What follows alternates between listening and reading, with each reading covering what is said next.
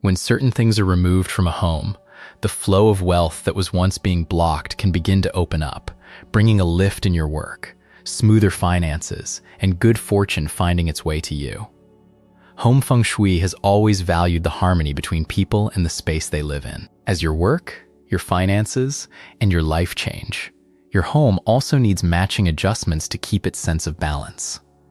That is because the things in your home both shape the way you live each day and help form the overall energy of the whole space.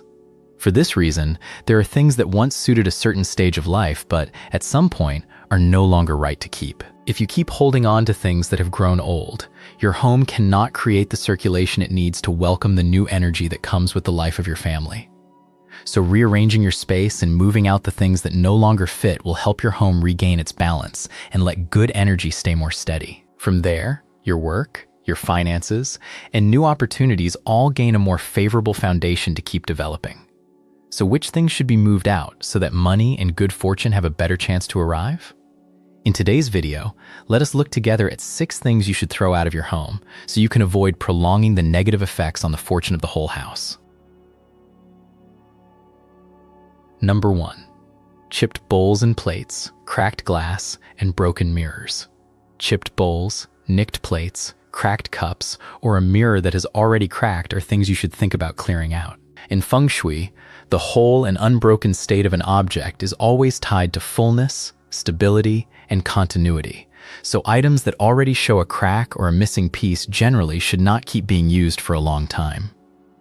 Bowls and plates are tied directly to your daily meals, so they often stand as symbols of food, of having enough, and of the material life of your family. But when the rim of a bowl has chipped, the edge of a plate has broken, or the body of a cup shows a crack, that meaning of wholeness is no longer intact. Regularly using items that are already broken does not fit with the wish to maintain abundance and financial stability. A mirror carries a different meaning. Beyond reflecting images, it is used in Feng Shui as an element that affects light, sightlines, and the state of a space. A bright, unbroken mirror reflects the image of your family fully and in harmony. But when its surface shows a crack, the reflected image is split into many pieces, becoming a symbol of scattering and of a lack of wholeness within your family. So a mirror that has already cracked or shattered is something you should replace rather than keep hanging. When broken items are taken outside, the meaning is that of closing an old state and returning wholeness to your living space. Images of division and of things left unfinished are no longer present all the time, so your home has the conditions to return to balance. In terms of finances, fullness and continuity are seen as favorable symbols for maintaining wealth energy, meaning the source of energy tied to money and to the material growth of the household. With mirrors, glass, or dishes that have completely shattered, handle them carefully before taking them out. Use thick paper, a sturdy box, or a piece of cloth to wrap up all the sharp parts, and only then bring them to a collection point. Some customs use red cloth to wrap a broken object, meaning to close off a state that is no longer whole and move it out of the family's living area. Avoid burying pieces of broken mirror or glass within the grounds where you live, because in symbolic terms, the object carrying the image of division still has not truly left the boundary of the home. After clearing away the chipped bowls or the cracked mirror, replace them with items that are whole and suitable. Bowls and plates should have complete rims and edges, and a mirror should have a solid, unbroken surface that reflects clearly with a frame fixed firmly in place. Replacing a damaged item with a sound one carries the meaning of restoring fullness, helping your home step into a more developed state. It is also a way to set a marker that the things left unfinished have been closed, so the work, the life, and the finances of your family can keep moving toward growth and greater abundance. Number 2. Dead plants, wilted plants, dried flowers, and fake flowers. In the 5 elements, green plants belong to the wood element, which represents growth, rising up, and development. So a pot of plants living well, with green leaves and new shoots, is seen as carrying vital energy, meaning the energy tied to life force, movement, and the ability to grow. When a plant has completely died, its state runs against that meaning. You will see branches that no longer grow, leaves that have dried out, a stem that has lost its life force, and a whole pot that no longer shows the upward energy of wood. This is generally called dead energy, meaning the energy tied to decline and stagnation. So if you keep a dead plant, or one wilted for a long time, that area no longer carries the meaning of life and growth it did when the plant was green and healthy. This is especially connected to finances, because wood carries the meaning of growth and continuation. When you hope for your work to move forward, your income to widen, and wealth to keep multiplying, then images that carry life force and growth fit better with that goal. But if you let dead or wilted plants linger, that state of growth gets replaced with signs of decline, creating opposition to the very energy of development you were trying to nurture. Dried flowers carry a similar meaning. When flowers are still fresh, blooming and growth are still going on. Once they have dried out completely, that living energy is no longer what it was. Some schools place dried flowers in the group that carries a lot of yin energy, meaning a state that leans towards stillness, decline, and a lack of movement. So if you are using flowers to add life force, encourage growth, or support wealth energy, then fresh flowers and living green plants are preferred. When you take out the dead plants, the parts that can no longer recover, and the vases of dried flowers that no longer fit, you remove the symbol of decline to make room for energy that carries growth. Declining wood no longer lingers in that spot, so the area can be set up again with fresher energy. For finances, this shifts from a state of stopping to one of growth, creating a more favorable foundation for your work to keep progressing and for wealth energy to keep being nurtured. After taking the plants or dried flowers outside, clean up any fallen soil, dry leaves, and the area where they sat, and only then arrange things again. If you want green plants there, replace them with a healthy, living pot whose foliage has life force and is still growing, and place it in a spot with suitable light so it can keep living for a long time, because the value of the wood element lies in life and in the ability to keep growing, not in the number of pots in the home. As for silk flowers or fake plants, these have never gone through living and then dying, so they do not carry the same meaning as a plant that has dried and wilted. You can still place a fake plant with a natural shape where a real plant cannot survive, but keep it clean, with fresh color and an intact shape. If it is left to gather dust, fade, or fall into disrepair, then it too no longer fits the purpose of creating a space that carries life, force, and growth. Number 3, old calendars and messy paperwork. Old calendars and papers stacked into piles often show up in the living room, the study, or right on a desk, and both are tied to a state that has passed but is still being kept. A calendar is tied directly to time, to cycles, and to the transition from one stage to another. Each time you flip to a new month or switch to a new calendar, that image carries the meaning of an old cycle closing to make way for the next. So when the new year has begun, but last year's calendar is still hanging, that symbol of time is stuck at a stage that has already ended. In Feng Shui, if you want your fortune to keep moving forward, then the symbols tied to time in your home should match the present. Take down the old calendar and replace it with one for the current year. This carries the meaning of closing the old cycle and establishing a new one, helping the symbols in your home line up with the time you are actually living in. In terms of finances, it stands for opening the way for new plans, new opportunities, and new wealth energy to keep coming in, rather than letting your fortune stay tied to a point in time that has ended. With paperwork, the issue lies in stacking things up without sorting them. That clutter is connected to energy that is blocked or stagnant, meaning the energy in that area cannot keep up a state of activity. And letting clutter sit in the area tied to finances on your desk is connected to a state of money that has stopped moving. Because of this, if you have bills, documents, letters, and other papers stacked into piles, first gather it all together and look at which papers need to be kept, which need to be stored long-term, and which can be thrown out.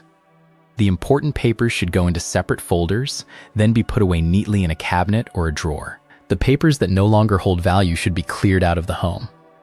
After that, wipe down the desktop, the shelves, and the area where paperwork sits, and only then arrange things again in a way that fits the space more harmoniously. This brings the area back to a state that has order and movement. When the energy in the work area can move again, the meaning of stagnation gets replaced by progress and by things moving upward in your work. Number 4. Worn out shoes and old, tattered clothes. Take a little time to check over the wardrobe and the shoe rack. These are places tied to each person in the household, and they follow you through your work, your meetings, and every step you take outside. So their state is connected to fullness, tidiness, and the road you are continuing to travel forward on. Clothing is tied to the idea of clothing fortune, meaning the portion of fortune shown through what you wear and through a person's sense of having enough. So clothes that are still whole, clean, and suited to the present carry the image of neatness and abundance. But when you hold on to too many clothes that are already torn, damaged, or unused for a long time, the image your wardrobe creates leans toward lack and decline. If that drags on, this area takes on a stale state, without renewal, one that does not fit the wish for growth in your life. You also need to watch how full the wardrobe is. When clothes are crammed in so tightly, there is almost no empty space. The energy in that closed-off area lacks movement and freshness. So keep a reasonable amount of empty space, so that what is still whole can be arranged carefully, and what has finished its role can be taken out. A wardrobe that is always packed full also carries the image that you have not yet made room for new opportunities and changes to step in. With shoes, the meaning is tied more to each step you take. Each pair follows you when you leave the house, go to work, meet people, and search for new opportunities. So pairs so worn they can no longer be used, yet still filling up the rack, carry the image of steps that have come to a stop. When that number grows, the area tied to movement gets covered over by things that are old and worn, which weakens the meaning of searching for opportunity. If the shoe rack sits near the front door, pay even more attention. The front door is called the mouth of key, meaning the place where the home takes in energy from the outside. This is also the area connected with welcoming opportunities and new sources of energy. So shoes should not be piled up right in front of the door, spilling into the walkway or making it hard to open the door wide. When the entrance is taken up, the path of energy is narrowed right where it begins to step into the home. Take the time to reorganize both areas. For items you have not used in about a year, look again at whether they are still sound. If the clothes and shoes are still whole, give them to someone else to use, and the ones already torn, damaged, and no longer usable should be taken out of the home. After that, wipe down each drawer and each shelf, then arrange the items again, avoiding the messy state they were in before. When you clear out the things that no longer fit, your wardrobe goes from packed to roomy, with a flow of living energy coming in to help things grow, giving you a foundation for the wish that your work keeps moving upward, opportunities widen, and wealth has more room to multiply. As for the shoe rack near the front door, once you remove the damaged pairs and arrange the rest neatly in their proper place, the area of the mouth of key opens up more. The door can open fully, the entrance is no longer taken up, and good energy from the outside has an easier path to come in. An open entrance also stands for keeping the road ready for new opportunities to step in, rather than letting them meet an obstacle right at the door. Number 5. Old, broken electronics. A phone that has stopped working, a charging cable no longer in use, old earphones, or devices that have sat for a long time in a drawer are also things you should organize or take out to throw away. These items are tied to activity, connection, and transmission. So when they have stopped working but keep sitting in the home, especially on a desk tied to your work, your plans, your relationships, and your family's income, the items once used to connect and support your work instead become an image of interruption, causing the energy there to lack movement and struggle to keep up its continuity. Meanwhile, work and finances need to flow smoothly, continuously, and with a clear direction. So the more items that have lost their use are left sitting there, the more the energy around the work area tends to be pulled toward stagnation. Because of this, organize each item according to how it is used. A device that is still needed and can still be repaired should be repaired so it can keep being used. Items that are completely broken, no longer needed, or that have sat so long you do not use them should be taken out to throw away, sell off, or bring to a collection point. For charging cables and accessories, only keep the ones that still work well and that you know exactly which device they are for. When you clear out the broken devices, the work area also loses the image of things left unfinished and interrupted. The items that remain all have a use, are being used, and keep serving your present life. So the energy around the desk can shift into a state that is balanced, continuous and flows more smoothly. Your work keeps progressing, your relationships are kept up, and wealth energy has the conditions to multiply and grow over the long term. Number 6.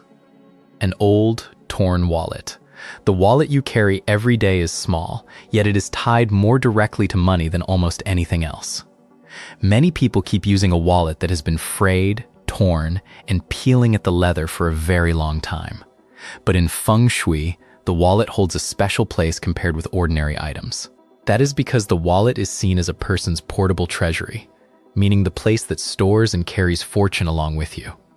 Whether you can hold on to money or not is thought to be closely tied to that very wallet. A wallet that is whole and tidy is like a treasury that is discreet and secure, one that helps you hold and gather wealth, meaning it collects and keeps your source of money. But when you use a wallet that is torn, has holes, or is peeling, it is seen as a treasury with holes, where money comes in and then leaks back out through those torn spots, carrying the image of loss, making it hard for wealth to build up and easy for it to scatter. So first, open up the wallet you are using and look closely at its condition. If it is torn, has holes, is peeling, or has a broken clasp, replace it with a new one made of good material, with sturdy stitching and a neat shape. And before switching over, clean out everything inside. Old receipts, scraps of paper, expired cards, and little notes you no longer need should be thrown out, keeping only cash, personal identification, and the cards you are currently using. The cash should be smoothed flat, arranged facing the same way, neat and orderly, and the compartments should have some money in them rather than being left empty, because an empty wallet is seen as an image of lack. When it is not in use, place your wallet in a clean spot, avoiding tossing it into a shoe cabinet or a messy corner. When you replace a torn wallet with a new, whole one, the image of a treasury with holes is replaced by a wealth store that is discreet and tidy. The fortune you carry with you is no longer tied to leaking away, and wealth energy will be kept better, so money has a place to gather rather than draining out. So then, if you want to keep the harmony and smooth flow of a home, so that the stream of wealth has an easier way to flow in, you need to know how to keep what still fits and to willingly let go of the things that no longer bring good value to your living space. When a home stays neat, open, and in balance, its energy circulates more steadily, creating a favorable foundation for the work, the money, and the fortune of the family to keep developing. Thank you for watching all the way to the end of today's video. In future videos, if there is any topic you would like me to share more about, whether it is home, feng shui, wealth, ways to arrange your space, or things worth keeping in mind for the family, please leave your thoughts in the comments below. I will read them and choose the topics the most people care about to keep sharing in videos to come. I wish you and your family peace, smooth work, flowing fortune, and more good things coming your way. Goodbye, and see you in the next video.